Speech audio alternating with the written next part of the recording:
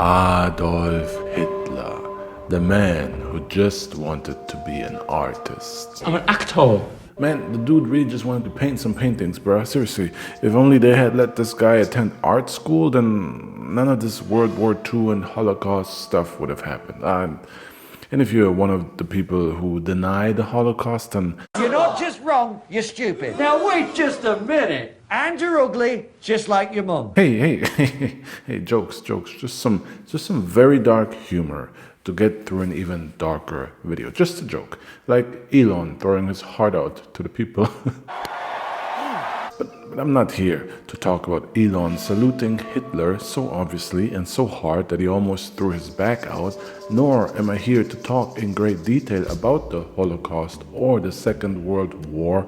I am, as always, here to talk about the boy, the man, the person behind the dictator known as Hitler. And Adolf's story starts with this. That's the cutest fucking thing I've ever seen in my entire life. I know, right? Wasn't little Adolf just cute? Still, I wish someone had just... This baby boy was born to Alois Hitler, an Austrian man who himself was born to a woman named Maria Anna Schickelgruber, an unmarried woman who was working as a housekeeper for wealthy families in Austria, and during that time, unmarried Maria gave birth to Alois. Yet on Alois' birth certificate, she never stated who the father is, and man, I've seen my fair share of made movies. I can put one and one together here, but I'll come to that later, which is probably what her secret lover said. Single baby mama Maria then married Johann Georg Hitler in 1842 and took on his family name. But because the minister must have been on some serious Nostradamus thing, he had the foresight to know Hitler doesn't sound nearly as threatening as Hitler, which is also universally easier to pronounce, so he misspelled their name on the wedding certificate, and ever since the family became known as the Hitler. And the Hitlers had a little farm where Alois was raised in child labor. But because child labor laws weren't that much of a thing yet, at 10 years old, Alois was one of the main farm hands, helping his stepfather out with the family business, and while he was growing crops, Alois also grew into a disciplined young man, so ambitious that he started making extra money as a teenager by working as a cobbler, and later became an adult that found employment with the Austrian Ministry of Finance. Alois was a straight-up hustler, as hardworking as they come, and as he made his way up into solid middle class, he also found love in his third wife, Clara Pölz. And Clara Pölz, she looked like this. Those eyes look familiar, anyone? Yeah, it was in the goddamn eyes all along. Damn it, Clara! It's like the Uchiha clan passing on the power of concentrated hatred. No pun intended. No pun intended. But passing on some concentrated hatred, it's in those eyes, man. Clara and her husband lost their first 3 children in infancy. But of course, the 4th time had to be a charm, and Adolf Hitler survived. Born on April 20th, 1889, and according to one source I read, he was not actually born as Adolf, but given the name Adolphus.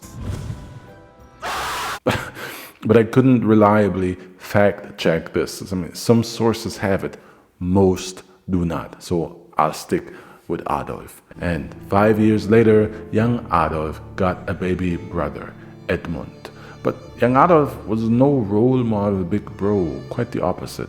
Adolf was lazy, undisciplined, terrible in school, aside from art, and he was the type of kid where everyone agreed, this kid won't amount to much in life. As you already know, his father Alois was a dude who started working on a farm when he was 10 and worked his way up to the Ministry of Finance, so lazy was not in his dictionary, and the best way Alois knew to teach discipline to Adolf was to beat him. Meanwhile, his mother believed the best way to raise her firstborn boy was to shower him with unconditional love, be overprotective, and celebrate every single one of his non-achievements like it is the greatest thing in the world. So when young Adolf started singing for the church choir, his mother was 100% positive that he is the next Richard Tauber. You probably have no idea who that is. Richard Tauber was the greatest Austrian singer in the first half of the 1900s. I wanted to keep my references accurate to the times because now realizing that made no sense at all. Da kenn ich mich aus, da bin ich halt aus, bei Tag und noch mehr bei der Nacht. We have a boy who is cuddled and told he's the greatest gift to the world ever by one parent, while the other is disgusted by his lack of discipline and lack of work ethic and punishes it with extreme authority and violence. Take note, parents watching this is a masterclass on how monsters are shaped in infancy. Mama Hitler was actually so sure that ihr kleiner Adolf had a gift that she started to send him to have private singing lessons to train him to master that voice of his.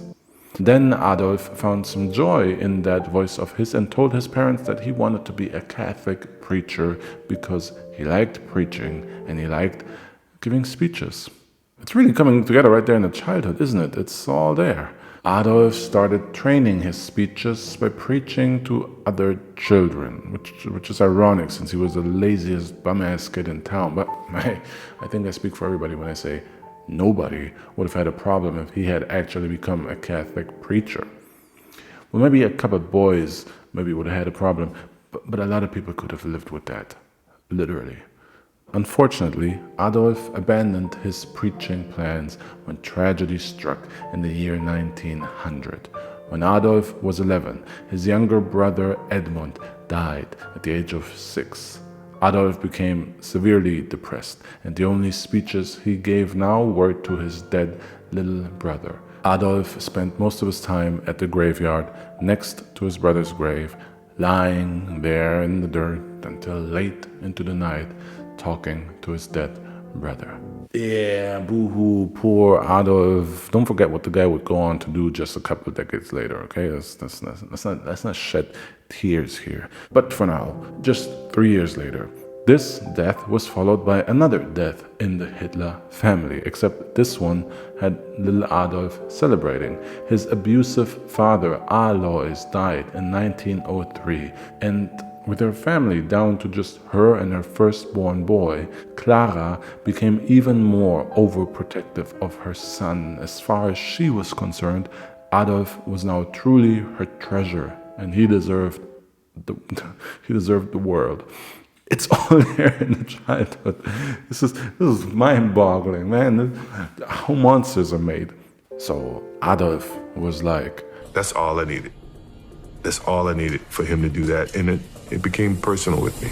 And since his mom made him believe that the world was his anyway, Adolf figured that he had no real need for education. And at the age of 16, he dropped out of school. And his mom was like, yeah, großartige Idee, son. Who needs public education anyway? It's all just lies and indoctrination, richtig? Isn't that what they say now? So Clara cheered her son on as he became an unemployed dropout who did not contribute anything to the family. And note that since the father died, they didn't really have a lot of income, and his mom had to tightly budget what her late husband had left behind. So it would have been nice of 16-year-old Adolf to contribute, but instead he asked his mother to buy him fancy clothes and a cane so he can walk around town and pretend to be rich. This is not a joke. I'm serious. Adolf never worked a day in his life, and thanks to his mother, he truly believed he deserved the world just for existing, because true greatness lives in him because he is superior. And for now, he was convinced that this greatness that lived in him was in his art, because he was actually a passionate painter. See for yourself.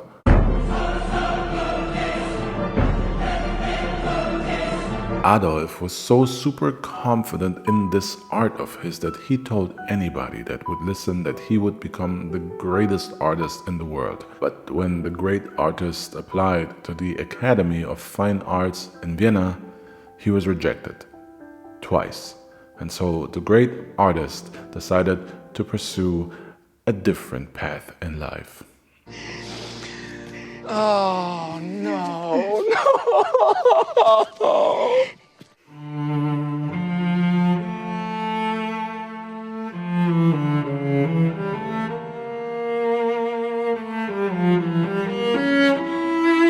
In 1907, when Adolf was 18, his mother died of breast cancer. And obviously, that was a big deal.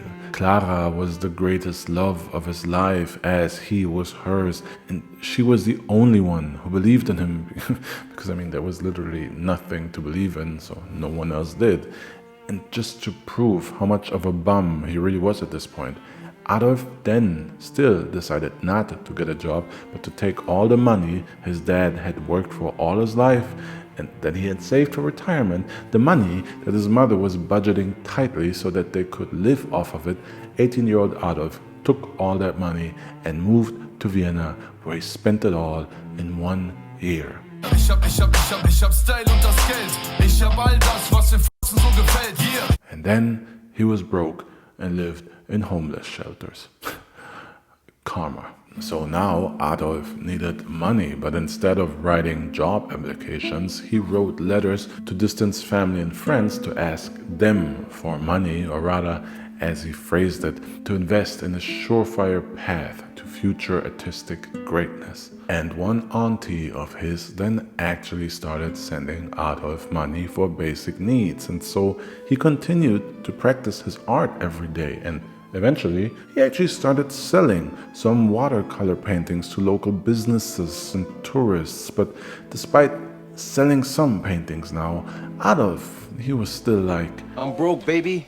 I ain't got no money. And he wasn't getting anywhere in Vienna. So in 1913, Adolf moved his broke behind to München, where he didn't find any more success selling paintings, but he did find the First World War. Now, to any sane person, a world war sounds like a terrible thing, but to the Germans at the time, it actually sounded great. They were excited about the war. It filled them with pride, and they were ready to take on and conquer the world. Young men were signing up to the army in a hurry, including now 25-year-old Adolf, who had to admit to himself that his paintings weren't the artistic path for him, but maybe he could find his artistic self in the violence of war. Adolf voluntarily joined the military and was part of several battles, many of them quite deadly, but he survived them all and ended his military career as a lance corporal who was awarded the very common Iron Cross twice, the Bavarian Cross of Military Merit, and 3 others, including the Wound Badge, since he was wounded several times, once to the point that he was temporarily blinded. Note that Adolf himself later mostly exaggerated his accomplishments during the war, and while he was not some great captain in Germany, I still think, hey, he did survive 3 battles. That's something. And these battles were bloody too. In one, his regiment suffered 2,000 casualties. In another, they were stuck in the mud and got caught by artillery fire, while the one that got him blinded was thanks to a gas attack. So it sounds pretty serious.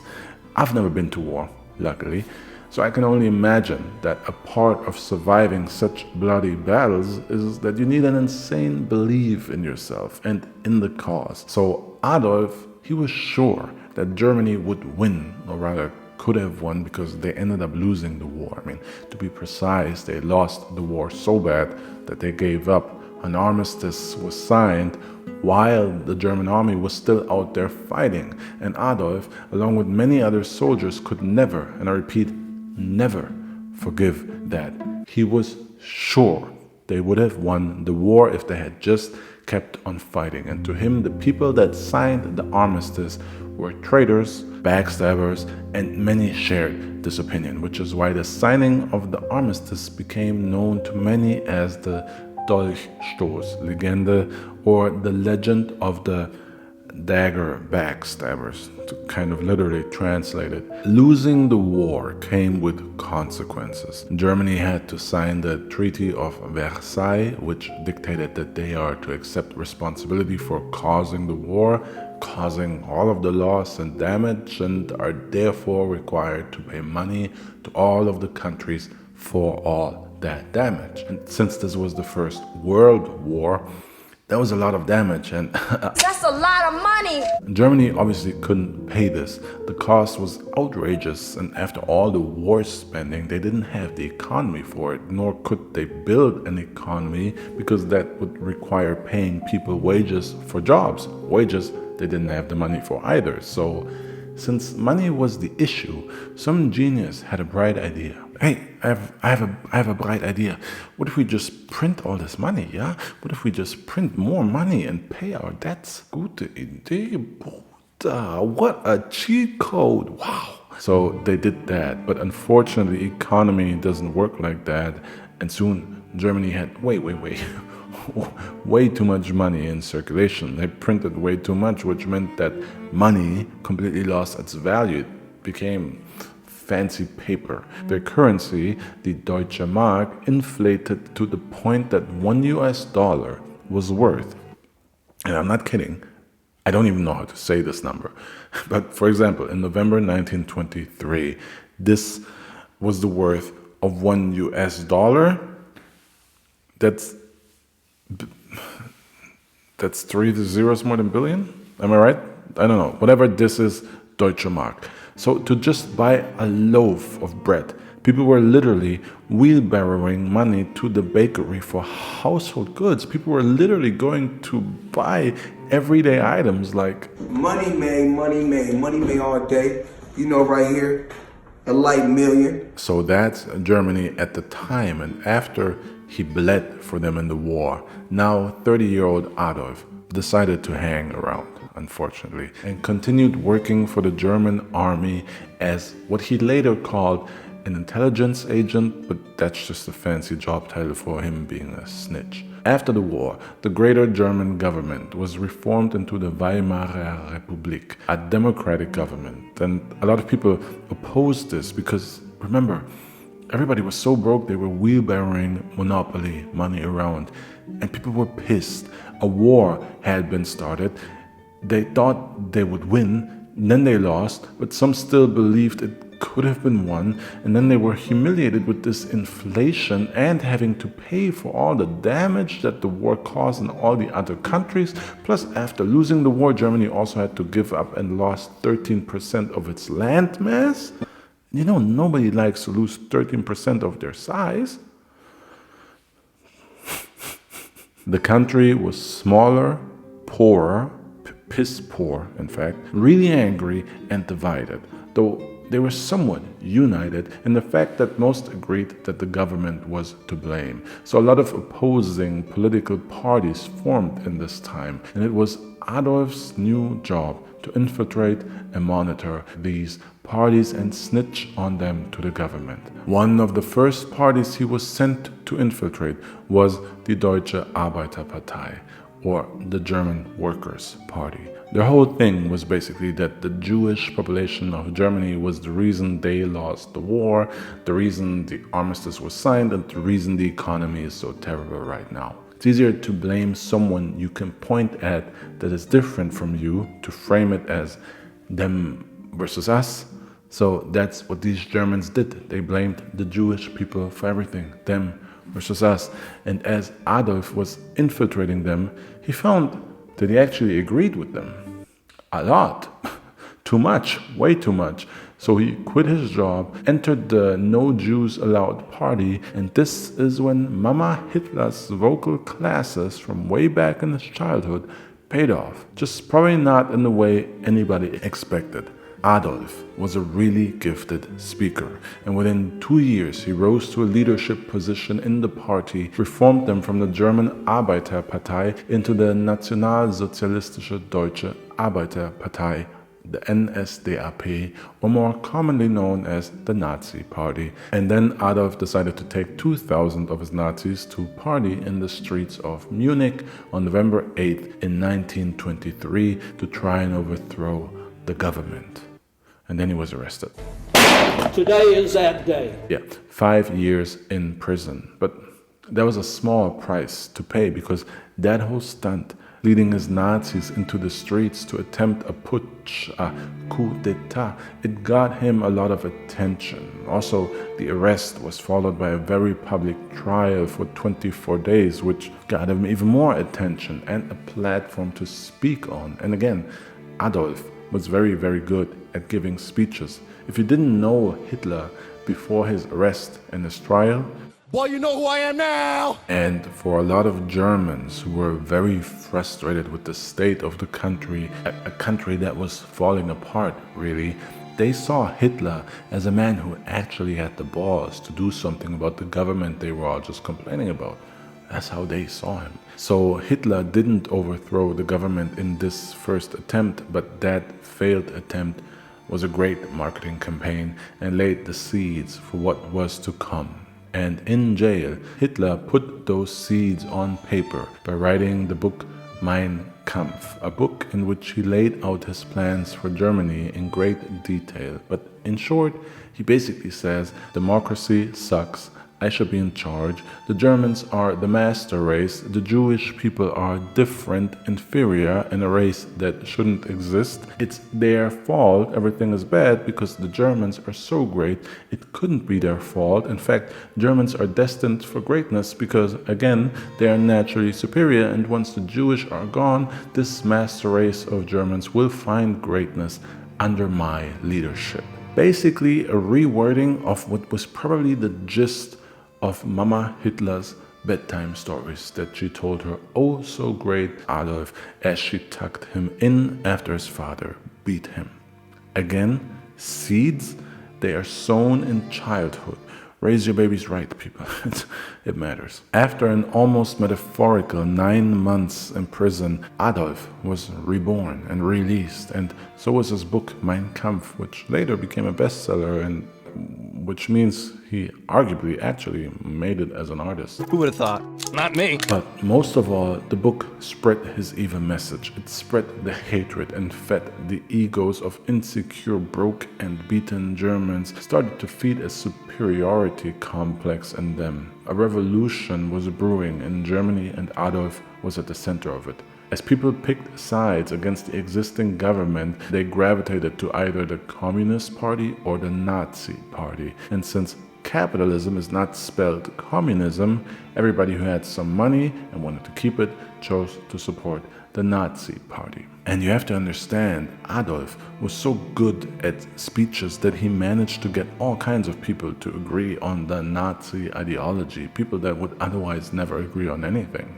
As I already said, the upper class was pro-Nazi because he made them believe he can protect their money and increase it. The middle class voted Nazi because he made them believe he can make sure they maintain their lifestyle. And the lower class believed in the Nazis because the Nazis were going to take the jobs from all non-Germans and give them to the German working man. So from young to old, from all classes, Hitler and the Nazis got support based on the simple promise that they would make Germany great again. Hitler will fix everything. He didn't say how, but he will make everything great again, and because of how convincingly he said it, the how didn't matter. His supporters were fanatics, and his speeches were like a show, with him being the rock star, and people were freaking out, like literally. Look at this real footage of one of his speeches.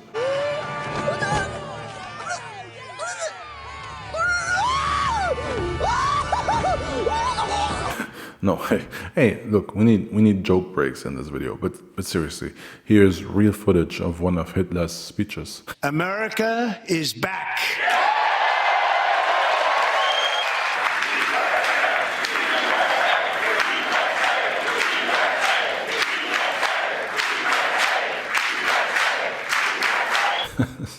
Sorry, wrong footage.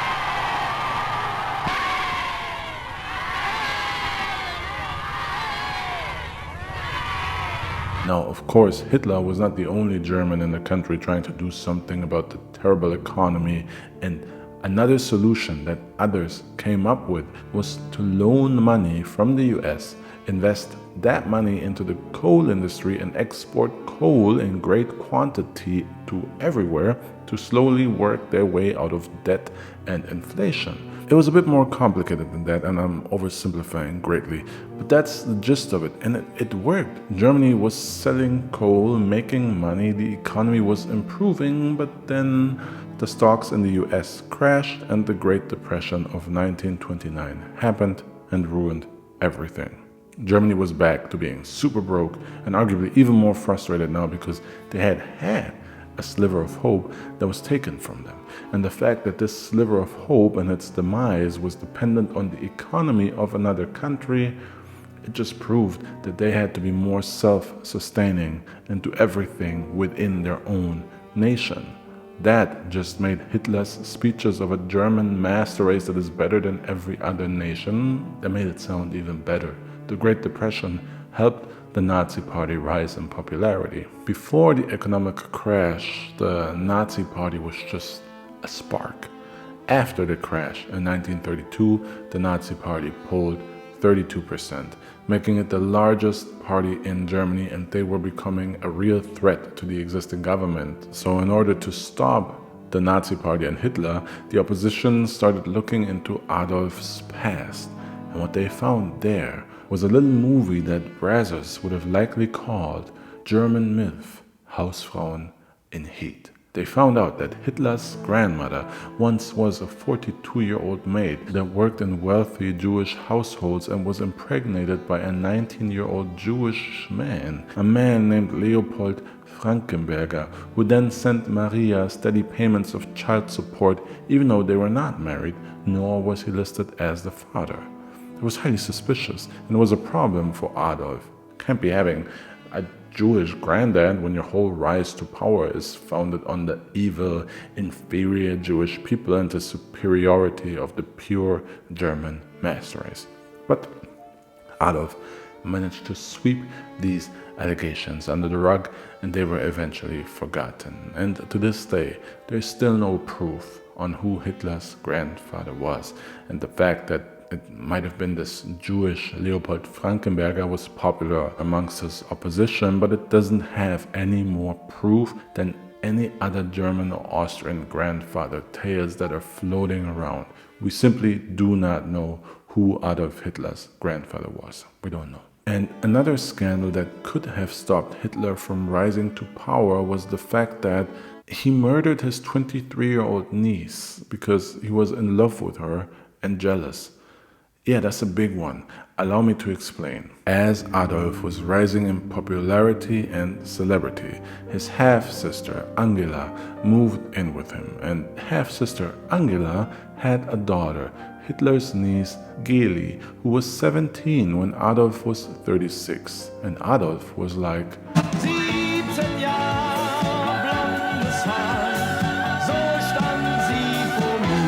he fell hard for Geli, and even people close to him said that he was a creepily close uncle to his young niece. But Geli, she actually fell in love with Hitler's chauffeur, Emil Maurice, who was part Jewish. But okay in Adolf's book, because even Adolf had favorites if they were close enough to him, believe it or not. Well, after the chauffeur then slept with Geli, he was no longer okay in Adolf's book, and Adolf fired him. Sent Geli's mother away and forced 19-year-old Geli to move in with him in his Munich apartment alone. Then he assigned her a chaperone that would watch her every move, every day, and she was only allowed to go to medical school in Munich, but forced to return straight home to him after. Geli was Hitler's obsession and his possession, his prisoner. And this went on until she was 23 and revealed that she had fallen in love at medical school and was determined to marry her boyfriend. The next day, she was found dead in Hitler's apartment with a gunshot wound in her chest, holding a gun in her dead hands. It was reported as suicide, but if you believe that, it's a bridge. I want to sell to you. So it was another scandal that Hitler managed to sweep under the rug because, again, the guy was really good at speeches, and you might relate because we currently live in times where men that give good speeches can't do anything. Grab him by the... Never underestimate the power of a good story, and Adolf told the best stories. So he quite literally made his story his story, which meant that eventually the Nazi Party grew so powerful it was becoming more than a threat to the government. It became the government. On January 30th, 1933, Adolf Hitler was appointed Chancellor of Germany.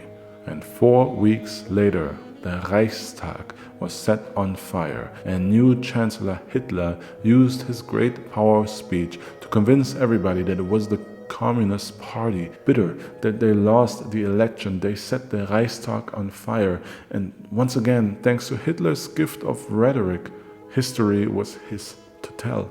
People believed Hitler, and on the back of this supposed terror act by the communists, Hitler was able to pass a law that gave him the power to suppress the activities of the German Communist Party, and then he immediately arrested 4,000 of its members, and with that, the Communist Party was no more. This was a show of power, and shortly after, Germany became a one-party country, and at that party, only Nazis were allowed.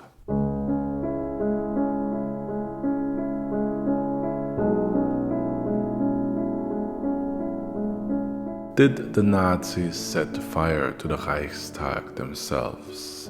The betting man says yes, because that fire was really what gave Hitler the storyline he needed to seize total control, but it was never officially proven. Still, using his new power, all political opponents were arrested or killed, and Hitler now called Germany das Dritte Reich, which he promised would be ruled by the German Aryan master race for the next 1,000 years. And it didn't take long to go from there to the Holocaust. I mean, Hitler had written what he would do in Mein Kampf. He constantly gave speeches about the superior German master race and the inferior Jewish race. He used the German poverty and frustration to spread fear of the other, developed an us versus them narrative, and transformed the German nation into a force of hate. The people really believed in his words, religiously so, and Jewish people were isolated and painted as inferior everywhere.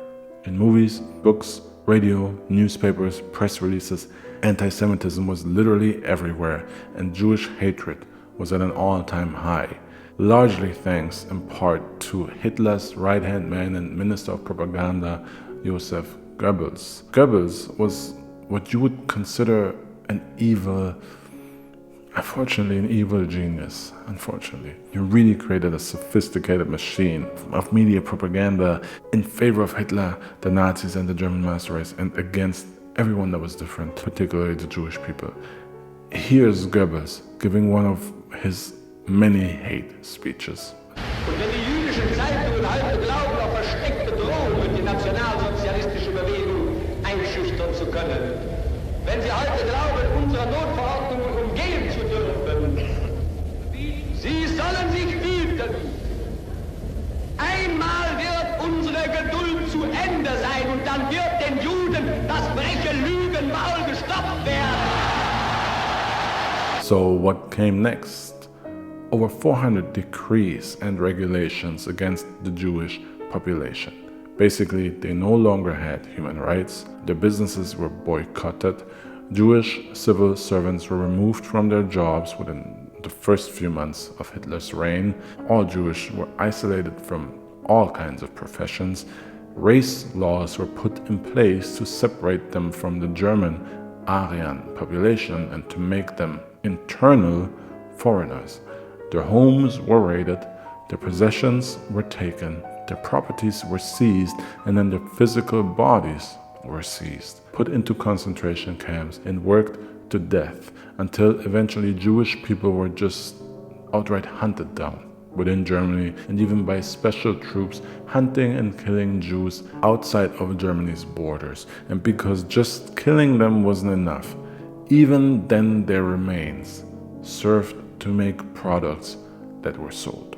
By the time Hitler was done, 6 million Jews had been killed or worked to death in over 40,000 concentration camps. 1 million Jewish people were killed in Auschwitz alone.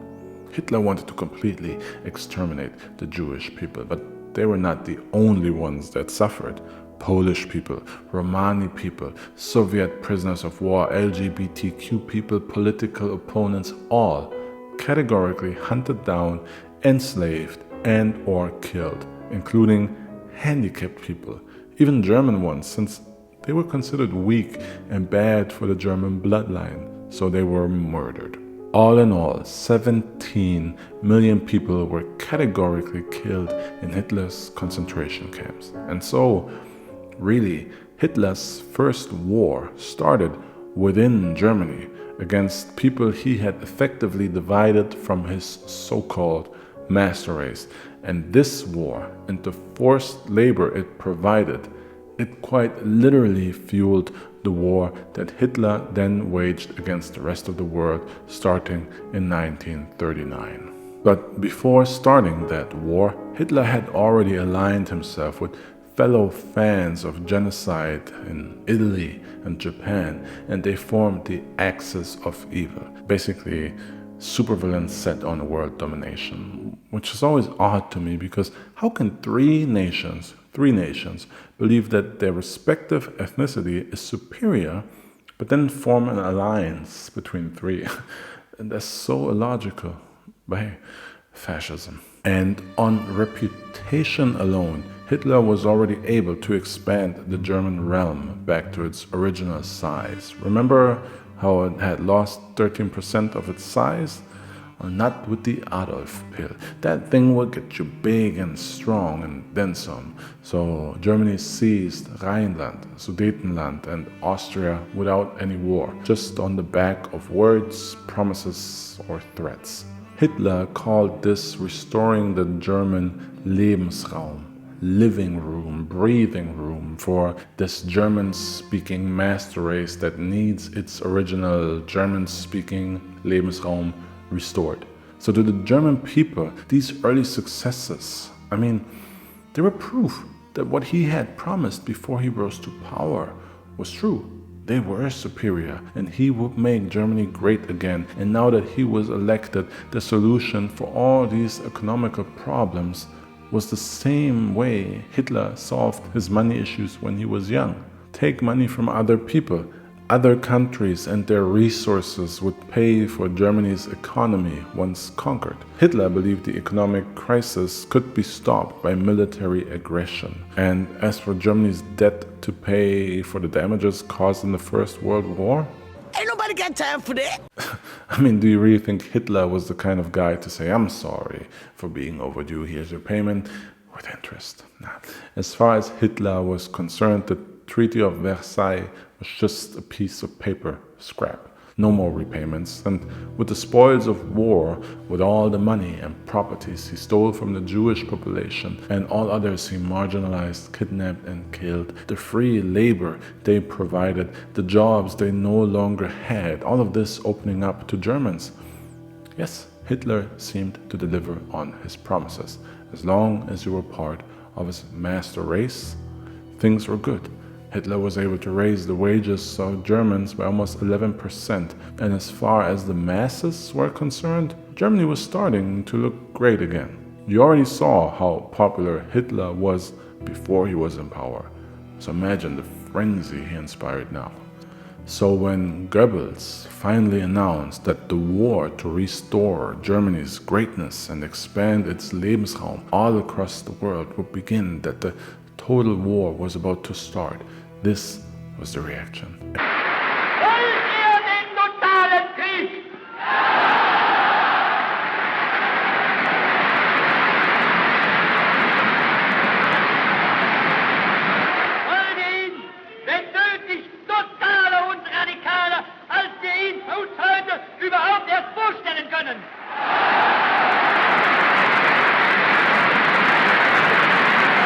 And you already know what happened next. The Second World War.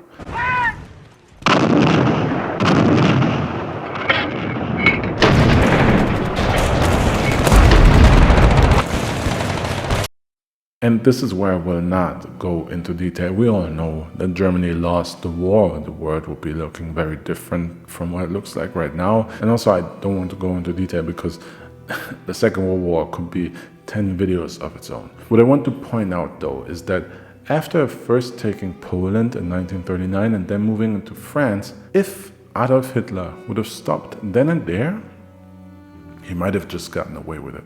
These wars were successes, as much as you can call a war and the loss of life on such a scale a success. But yes, Hitler could have conquered these lands and realistically have called it a day. It was only when he invaded Russia that things went downhill with quickness. Like Napoleon Bonaparte before him, Russia was an enemy Hitler underestimated, and the Germans were so occupied on the Russian front that they started losing from here on out. Too many battles on too many fronts, they were stretched too thin. And so in the last years of the war, they lost big time. But again, better videos go into greater detail. What I want to focus on is the kind of person Adolf Hitler was at the end of the war. Hitler turned on his own people. Surprise, the uber-narcissist didn't really believe you were all that great. In fact, he was wrong about you, actually. He was great. He was part of the master race. The Germans, not so much. If they were truly great, how could they fail him and lose this war? How could they fail their Führer? He was disappointed. They were weak and didn't deserve him. The only thing they can do for him now is die to cull their weakness, fight for the death until only the strong remain. This was Hitler's policy and mindset towards the end of the war. His plan did not fail. The people failed his greatness, just like his mother had taught him. And now these failures of people had to be punished with violence, just like his father had taught him. Hitler applied the scorched earth strategy. Leave nothing behind, fight and destroy, burn Germany down in the process so that the winning enemy wins nothing. He also gave orders to kill as many of the remaining Jews in concentration camps as possible before they are freed. And brave little Adolf gave all of these orders while he was hiding out in his bunker. Towards the end of the war, Hitler was not even seen in public anymore. As Germany was losing and its territory was invaded by Russia, America, and other allied forces, Hitler retreated to his bunker deep underground, safe from the bombs and the war, and lived out his final days until he chose a coward's way out so as to not face the consequences of his actions. And even in his suicide, the coward Adolf Hitler was too scared to go out on his own, and he used that gift of speech of his one last time to manipulate his wife into killing herself alongside with him, Eva Braun. Eva Braun had been by Hitler's side since the year he killed his niece. Then 17 years young, while Hitler was 40, Eva was his rebound love story. But back then, Adolf never publicly admitted that she was his girlfriend officially. She was just his secretary, and even unofficially, she was just one of many mistresses. But Eva Braun was so in love with Hitler that whenever he was not with her, she would set up pictures of him at the dinner table to pretend she was eating with him. Yeah, a real Harley Quinn and Joker situation. Eva Braun was mentally ill, and when Adolf didn't reciprocate her feelings, she tried to kill herself in 1932 with a gunshot to the chest, just like the staged suicide of Adolf's great love, his niece Geli, to get Hitler's attention. And with that stunt, Eva got Adolf's attention. He stayed by Eva's bedside during recovery, told her he loved her, and after Eva recovered from a suicide attempt, she emotionally pressured Adolf into living with him. But still, Adolf insisted on separate bedrooms and kept mistresses, so another suicide attempt by Eva in 1935 changed that. After suicide attempt number 2, they were a lot closer to the real boyfriend-girlfriend relationship Eva wanted. The man who manipulated with fear and anger was manipulated by fear and anger. But still, Hitler had refused to marry her. Until the war was lost, he was stuck in his bunker and scared to commit suicide alone. So he told Eva that if she promises to commit suicide with him, he would marry her. Of course, to deranged Eva Braun, this was a dream come true, and with 2 suicide attempts already on her resume, 3rd time's a charm, right? So Eva wore a black dress to the wedding in the bunker on April 29th, 1945, as Berlin was bombed above grounds and Allied forces invaded a German capital that was a dystopian nightmare thanks to Hitler's scorched earth policy. The Nazis had started hanging Germans in the streets for abandoning the war, or at least those that hadn't hung themselves yet. And the invading enemy soldiers let their anger and frustration of years of warfare out on any German they could find. Soldier, civilian, man, woman, anybody, in any way they could, violently and or sexually. Meanwhile, deep underground, Hitler and Eva in the black dress were married by Hitler's right-hand man, Goebbels. Then, after the marriage procedures, they committed suicide together. Eva took a cyanide pill to preserve her beauty, and on April 30th, 1945, Adolf Hitler shot himself and ordered Goebbels to become Chancellor and to burn his remains so that Hitler's body is never violated. But then on May 1st, Goebbels and his wife killed their 6 children with poison before committing suicide themselves. Goebbels was dead. Hitler was dead. The war was over.